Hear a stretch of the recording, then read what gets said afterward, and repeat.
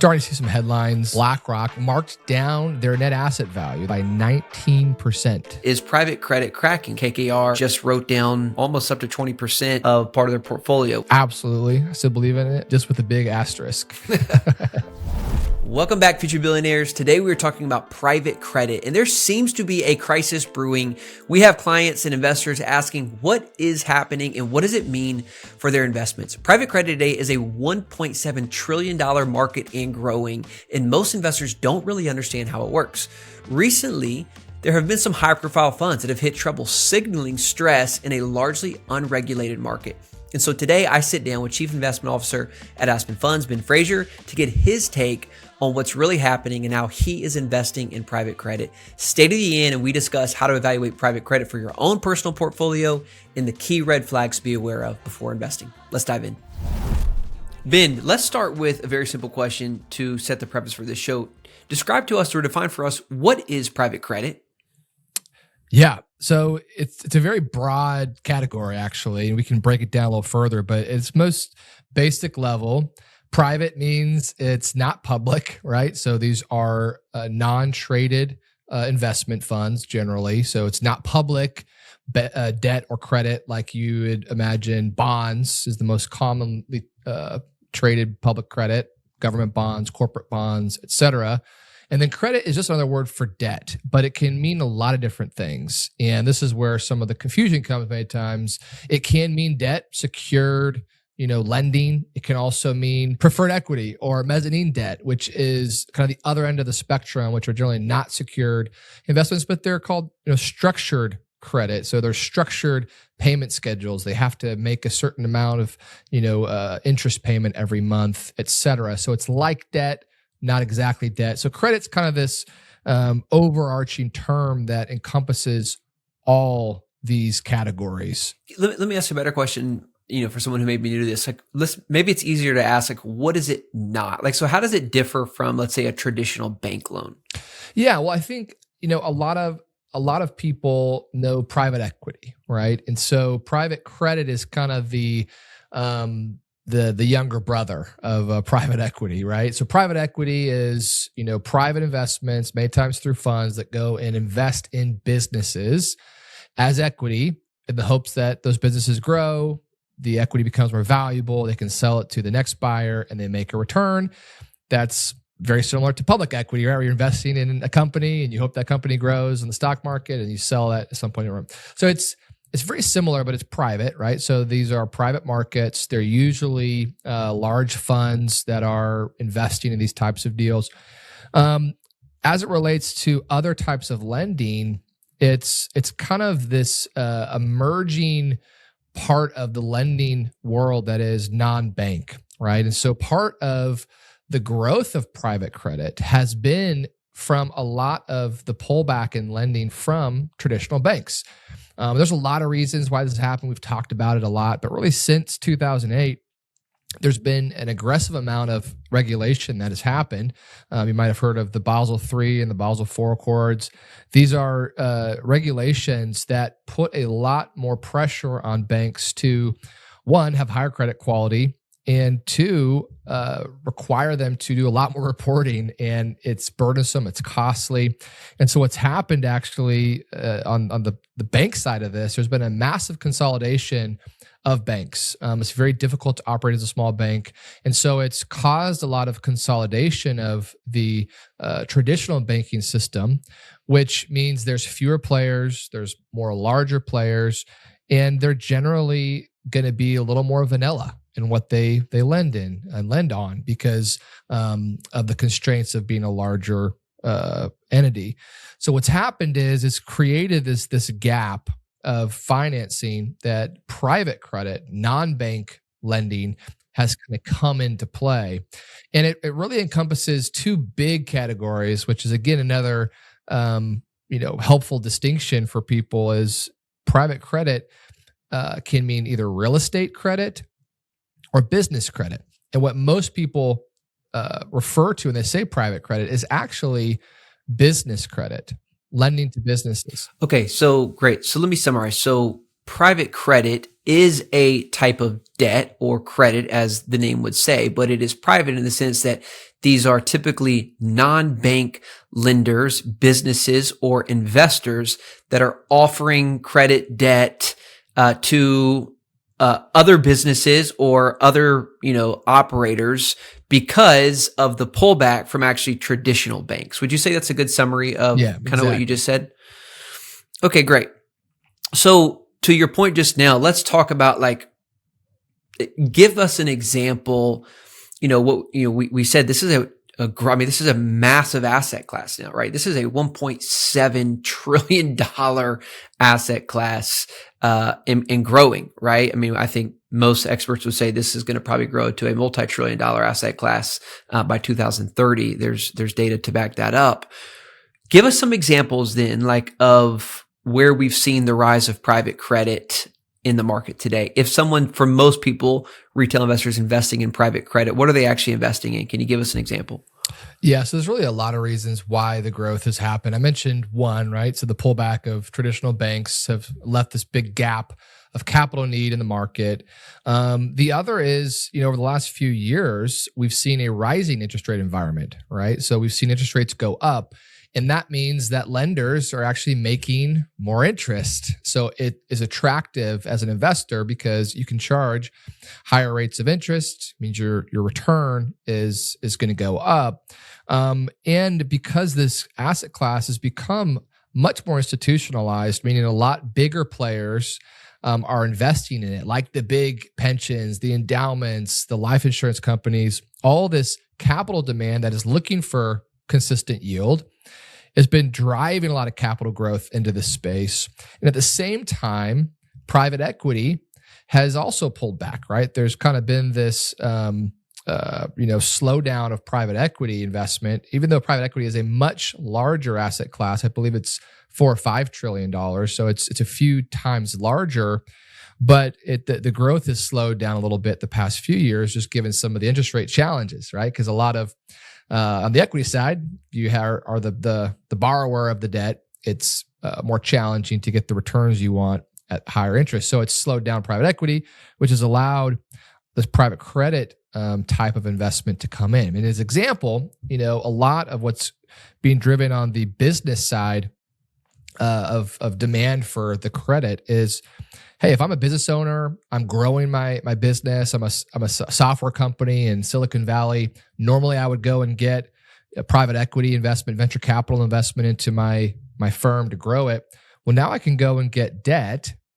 And what that benefits for me are I don't have to give up equity to do that. So I actually keep more of my business. I own more of my business. And it's actually cheaper, all things considered, even though I am generally going to pay double-digit interest rates, but it's cheaper than equity if I'm on a big growth curve. And so a lot of the demand from the borrowers has driven the growth of this because in their minds, it's cheaper than the equity that they've been giving up.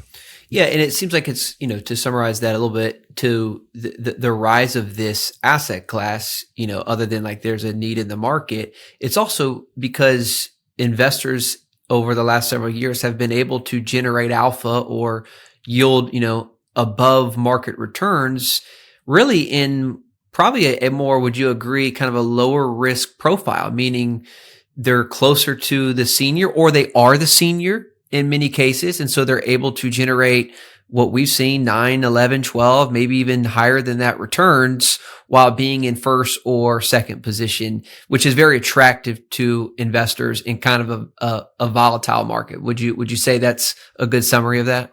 100%. Yeah. And that's why the institutional demand has been there, is because it's a very attractive risk-adjusted return. And meanwhile, equity has taken a hit because it generally is inversely correlated to interest rates, right? The higher cost of debt, usually the lower multiples and, the higher debt service costs you have. And so while equity has kind of struggled and languished the past few years, both in real estate and in business credit, private credit has kind of emerged as this great in between. You get some really great strong returns, some double-digit yields, plus you have priority Sometimes you have collateral. And so it's been very attractive when there's also been this flight to safety from an investor standpoint, right? A lot of investors see some of the stress in the market, so they want to shift their allocations toward, safer, quote unquote, investments to preserve capital. Makes sense. Okay, so then let's get into why we're recording this episode today, because now that we've kind of defined what private credit is, I hope that was helpful for everyone. Let's actually get into the conversation of they're starting to have some cracks.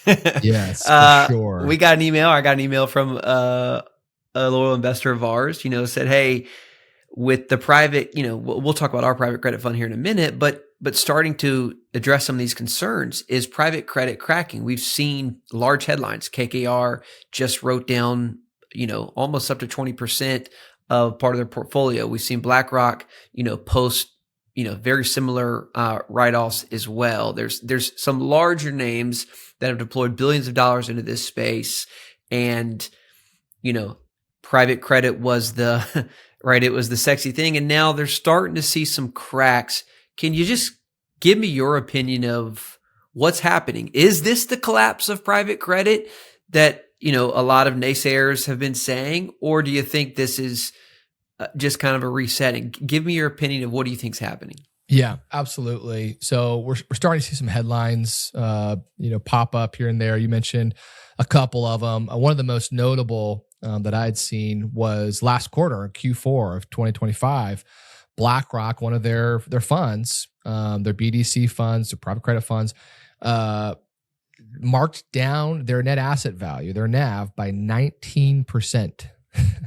So basically, if you had $100,000 invested in that fund, in one quarter, all of a sudden that $100,000 is basically worth $80,000, right? And so it's a really concerning for investors that thought everything was hunky-dory. Hey, things are going great. It's a great asset class. Holy cow, the value of my investment is 20% lower than I thought it was. And we're seeing these kind of things pop up across the board. On top of that, because there's now been some concern, there's been much more redemption requests, right? And most of these funds, even though they're private, have some type of liquidity programs, provisions that allow investors to get out, in a normal, circumstances. But we're starting to see several large funds shut down liquidity and they're not offering the liquidity that a lot of investors thought were there. And so it's kind of only exacerbated the concern of, okay, I'm getting write-downs, but now I can't get my money out. I thought I could. So what is really going on? Are there much bigger things at play? And we can get into what's, I think, causing a lot of this, but those are really the big headlines, the big things that we're seeing people concerned about. Well, let's talk. Yeah, what is causing it? I mean, these companies have made very, very large investments into industries and other companies. What is happening? I mean, why all of a sudden does BlackRock have to write down 20%, or KKR doing the same thing? What are you seeing? Explain some of that. I mean, it would seem, as we just said, and the whole reason people flooded to this is because private credit was less risky, right? And so to have a 20% drawdown in a quarter, it's like, that seems a lot more volatile than what this asset class was promised. How does that even happen, Ben? Yeah, and I think this also plays into one of the biggest knocks on private investments, right? They're not perfect. We think they're pretty awesome, right? Private alternatives. But one of the biggest knocks that investors, say is sometimes it's not always transparent about the values because it's not mark to market daily like the stock market. And so, the challenges that are kind of popping up have really been challenges for the past few years, but these funds are now only starting to make these write-downs recently, right? And one of the things you can look at, I was doing some research the other day, the increase of non-accrual positions, meaning the amount of positions in a fund or portfolio that are behind on their payments or are not meeting the original business plans so the borrowers who actually the private companies gave money to, they are behind on their payments. They're in default, yes, per se. Yeah, and that started happening about year and a half ago. We started to see some pretty significant increases, but it's a leading indicator, right? Because just because someone gets behind a payment doesn't necessarily mean that the value of that loan is impaired. It doesn't necessarily mean that you have to take a write down, but it is concerning, right? And so it's kind of these fissures have been in there for a little while. And as this credit cycle has just gone on, a lot of these companies just couldn't make it out. And now we're seeing these write-downs happen. But what's really happening, if you kind of break down and dig into where is the stress coming from, a lot of it is early stage companies and generally, software related or tech related companies, right? So these are businesses, and yes, you're investing as a lender, to those businesses. But if you're lending to a tech company, I used to be a commercial banker, so this is what I did it for a job, for a long time. What's your collateral, right? Nothing. Not much, right? Maybe some IP, maybe some servers somewhere, but there's nothing that you can go and take back like you can with real estate and have a piece of real estate or some kind of collateral that you can go sell and protect part of your position. And so what's happening is a lot of this capital has flooded the market, it's made the competition for private credit very, very high, and they're all kind of going after the same companies generally, right? A lot of Silicon Valley, a lot of tech related, a lot of these big institutional, the capitalized funds, they're not very creative in their deployment. And I was looking at some other research and the kind of cross-pollination of, all these different funds pretty much all own the same things, right? So it's a very high concentration of types of borrowers and types of companies in these funds. And so as these, companies are not making it, right? They're either going under or they're having to, sell at a loss to a competitor or something else, that's gonna flow through to the lender. So even though you are a lender, right, because you're lending to businesses and technology businesses that don't have a lot of assets, you're taking a lot more risk. And I think this is where some investors maybe just assume, hey, I'm in credit, I'm a debtor, I'm a lender, I'm just in a safe position, I'm not going to lose money. But it's all a matter of understanding what you're lending on and what you're lending. Well, to your point, if they were doing software investments 2 or 3 years ago, look at what's happened over the last 2 or 3 years. We have Anthropic, we have OpenAI. And so, of course, the valuations of those companies, if they're even still around, of startup software companies, that landscape has completely shifted, right? So I think in some ways, like these larger companies are being forced to maybe come to grips or just be honest about where their portfolio is in relation to a lot of that. Another thing that's really interesting, Ben, we sat at a large conference late last year, and we were in the room with some very, very large pension funds, groups with tens of billions of capital that they manage. And private credit still seemed to be kind of the gem of the room, and a lot of people were still talking about it. But I find what's interesting, and I think for especially our investor crowd to be aware of, is that because there has been so much demand for private credit, that actually puts a strain on the system, because now BlackRock, KKR, Blue Owl, these large companies, they don't say no to the money, right? It's not like they're like, oh, we're shut off, like we've hit capacity. No, that's not at all what we've seen. In fact, it's like they just figure out more and more ways to deploy that, which is, as a chief investment officer, good deals are harder to come by than money. And would you agree that that's part of the issue, is like the never ending hunger of the large alligators of private equity are gobbling up more and more capital and got to find more ways to place it. And that is also part of the issue. 100%. And we mentioned at the very beginning, this industry has grown. It's grown a lot, right? The demand for this type of capital has grown from the borrowers.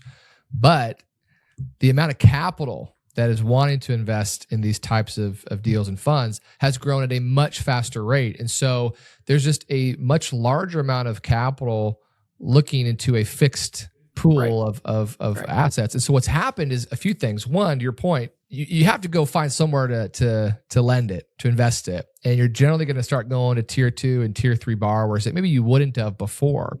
And then the second consequence is, well, if I do want to have higher quality in my portfolio, I have to get very competitive on my yield. So all of a sudden, when you were being able to charge, say, 12, 13, 14, 15% interest rates, now you're having to charge, 10%, 9%, 8%.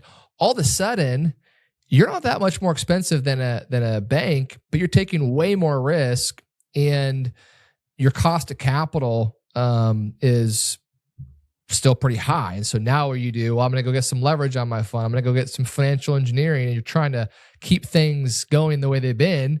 But it's the better thing is just don't take the capital and don't, reduce your quality of the investments you're doing. And so it's a natural thing that happens in these kind of cycles, right? Because everyone invests with the herd. Everyone's thinking the same thing. And at this conference, it was so funny to me because everyone's saying the exact same thing. And they're all like, yeah, we know private credit's stressed and yields have gone down. It's hard to find good deals, but what else are we going to do? It was almost like the sense that I got, right? And it's like, we're getting 9% interest rate now when we're getting 12, 13, 14 a couple of years ago. But I would almost argue you're taking more risk now at 9% as a lender than you were at 12% a couple of years ago. And I also think too, a lot of these funds that were making loans in 2021, in 2022, which was kind of the peak of the market in a lot of ways, both in real estate, but also in the economy, because that's when interest rates were really low and inflation was going crazy. Well, higher interest rates affects everybody, not just real estate investors. It affects businesses as well, because we haven't seen the same economic growth that maybe we would hope for. The cost to service the debt has gone up substantially, and this cycle, this kind of correction cycle, has been a few years, right? And so if you're not well capitalized, if you didn't have a huge moat around your business, hey, AI is coming and disrupting a lot of things. We're seeing that early stages already. There's just a lot of extrinsic risks to the business cycle that are causing a lot of these companies to kind of go belly up. So, Ben, let's shift the conversation to how Aspen, is viewing private credit today. We have a private credit fund, of course. Is your thesis as the chief investment officer that we still believe in private credit, and how are you navigating these challenges today? Yeah. The short answer is absolutely. I still believe in it. Just with a big asterisk. We'll talk about the asterisk. But at the end of the day, we named our fund private credit because that's what a lot of people understood, right? It was like, hey, I can get nice yields with some lower risk.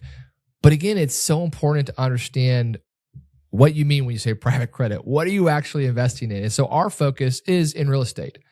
And we generally invest as preferred equity and mezzanine debt into commercial real estate that is, new acquisitions, not recapitalizing old struggling positions. And so, if I'm looking at, is there still an opportunity in the marketplace? I look at a few things. One, what's the borrower demand? Are we still getting a lot of incoming requests for this type of capital? The answer is unequivocally yes. I mean, there's more than we've ever seen. And then the other side of the question, so that's the return side of the equation. Now, what's the risk side of the equation, right? Because there'll be a lot of capital demand, but the market's getting so aggressive that the risk isn't worth what you're getting. And, I look at the types of deals that we're still able to invest in, and it's awesome. I mean, cash flowing day one, not having to go take these big swings on a value add program, buying an asset at a 25% discount to the last investor that bought it at the peak of the market. In a lot of ways, in real estate at least, the cycle is starting to kind of reset, meaning the new entrants into the real estate market are buying at new, better values, lower values. They have a strong, upside case, and we're coming in a much lower position from a total LTV standpoint, which is one of the ways to measure the risk. And so I look at it from our perspective. When we went to this conference, we heard all this hubbub about, oh, it's too competitive. There's not enough deals. The yield has gone down so much. In my mind, I'm thinking it's like, not for us, not for us. And part of it is, we're operating in this kind of lower middle market. The rooms we were sitting in was kind of the institutional market where it's all these billions of dollars that are all chasing the same deals, and inevitably it's going to drive down yield. But when you can be smaller, be more nimble, be more agile in finding the opportunities, and we can write smaller checks, right? We'll write a check as small as a few $1 million, and there's just not as much capital competition at that level. And so the lower part of the market, there's just way more opportunity, and we can be way more selective. And because we're not, writing billions of dollars of deals every year, we have a lot more runway to go grow because we're kind of operating in this smaller part of the market, not competing against the really big funds. And so from my perspective, I still think it's a golden age. I think it's an incredible time to be investing in credit for the risk-adjusted return. So for clarity, you have no need, it seems like, or we have no need to readjust our portfolio, essentially write down any assets for that matter, in the sense of the issues of some of these larger funds. What you're saying is we've not seen that on our end, mainly because of the asset class that we've been lending against. For sure. And I think this is another point. One of the challenges of the private markets, again, is transparency and understanding where things are at today, right? Because sometimes you have to dig a little deeper. And I think this is why it's so important to understand not only what the fund is investing in private credit, but in any type of asset class, but also how is it being valued, right?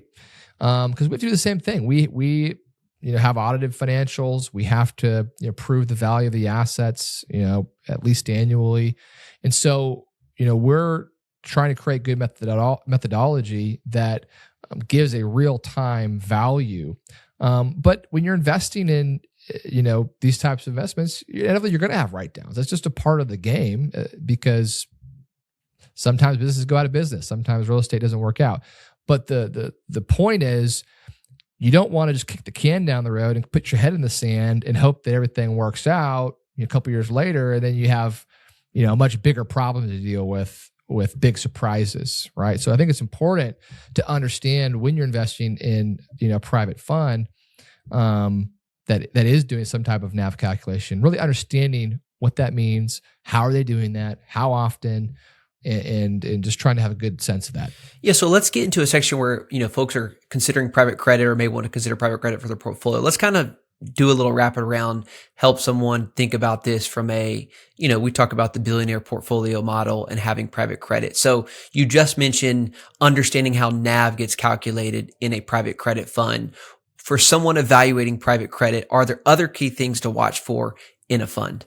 Yeah, for sure. I think, like I said earlier, one of the early indicators is increases of non-accrual positions. And non-accrual just means not paying, right? So tracking the health of the payments coming into the fund. The other thing that private credit funds can do, which can be a little bit of, sleight of hand, so you have to really dig into it more, is what's called payment in kind, right? PIK or PIK. What happens is a fund can charge interest to a borrower, but if they don't have the ability to pay it in cash, they'll just accrue that to the balance of their loan, right? So instead of, you owe me $10,000 for last year interest, but you don't have $10,000 to pay me, in cash. So I'm just going to add $10,000 to the $1 million that you owe me. And I'm going to record that as income because from an accounting perspective, you can record that as income. So you want to look at how much of the portfolio is paid in cash and how much is paid in kind, payment in kind, PIK. And if that number starts to go up, that's another indicator. And then, really understanding how NAV is derived. It's probably a little too technical for this conversation, but understanding, what are the methods that they are using? Do they have third-party corroboration of these numbers, or are they just marking these, values themselves, right? Because there can be some conflicts of interest. And so you want to make sure that there's outside input to these values that are being derived and in a somewhat reasonable time frame. For our avatar, qualified investor, $1 million to $10 million net worth, do you recommend private credit for their portfolio? And if so, where does that fit and how much? Yeah, absolutely. We talk about it in our book, Invest Like a Billionaire. It's a core allocation for a lot of the ultra wealthy because it does fit this kind of middle part of the portfolio where you get some current yield, you get some current cash flow, and you get some nice risk-adjusted returns relative to what you can get in the bond market, for example, right? Bonds, maybe you're getting, mid to high single digits. Private credit, you can sometimes get, high to single digits to low double digits net returns. So you're getting a little bit more return. You just take a little bit more risk. And so I think it should be a core allocation. And just like with any type of allocation, timing matters, where the economy's at and the vintage of the deals you're investing in. But I do think it should be a core allocation of any portfolio. 5 years from now, do you think the private credit asset class is bigger or smaller? Absolutely bigger, probably by a large factor. This is not going away. I think there will be some road bumps over the next few years. There's a lot of these funds that invested a couple of years ago are now kind of, having to make these adjustments. But the demand for the capital is there, and it's only going to grow. Banks are continuing to consolidate. They're continuing to have pulled back from what they, once were doing. And so this is going to be here for a long time. I don't know if it'll ever be as big as private equity, but I could see it, getting close. So after everything we've discussed, are we on the verge of a private credit collapse, or is this more of a normal market correction?